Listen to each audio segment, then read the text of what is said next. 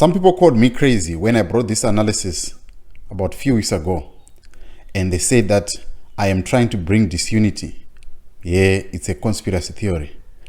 I think I've been vindicated. Look at what is happening right now and tell me if I was wrong.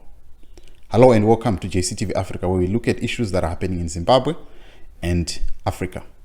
Today we are taking a closer look at who is in charge between the incumbent and his junior.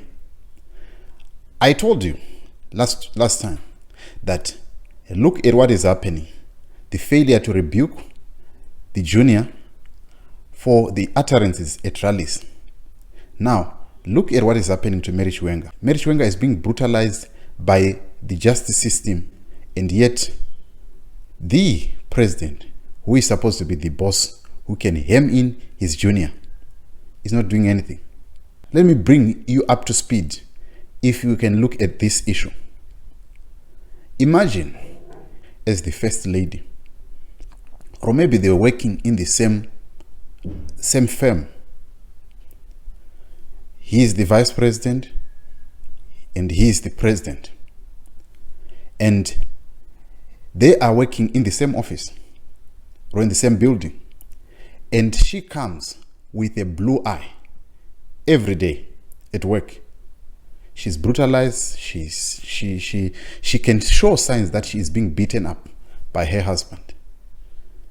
If the boss was going to be in charge, what will he do to his junior who is beating up his wife?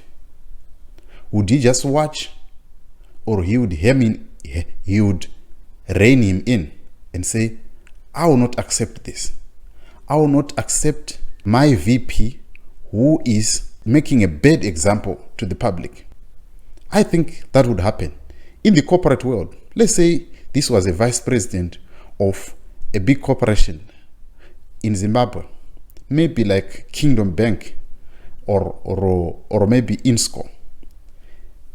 If the vice president of that company was involved in domestic abuse and it is known, what do you think they would do? Okay, you remember Thabani Mpofu in the 2018 Constitutional Court. He said something in Latin. I cannot pronounce it well, but let's listen. If I were to get a theme for my submissions, the theme would be ZEC has thrown first respondent under the bus. Does not matter who has thrown you under the bus will run you over. But at the end of the day, there's another legal principle which is important. Qui facit per alium, facit per se. If you do your act through the hand of another, you've done it yourself. If you do something using the hand of another, it is as good as you have done it yourself. So in this case, they are using the court to punish Mary Mbayiwa. They're using the court.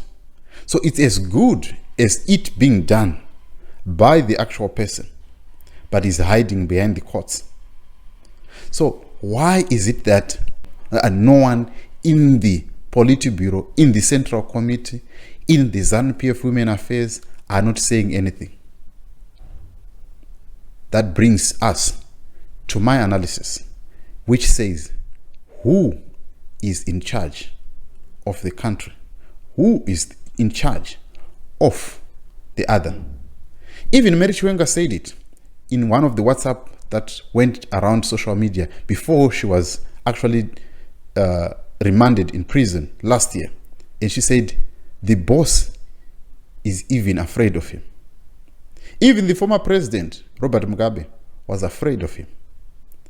That's why the former wife said that no one can tell him anything. You know whom I'm talking about. And it is not a conspiracy theory that he is one who is in charge of the nation.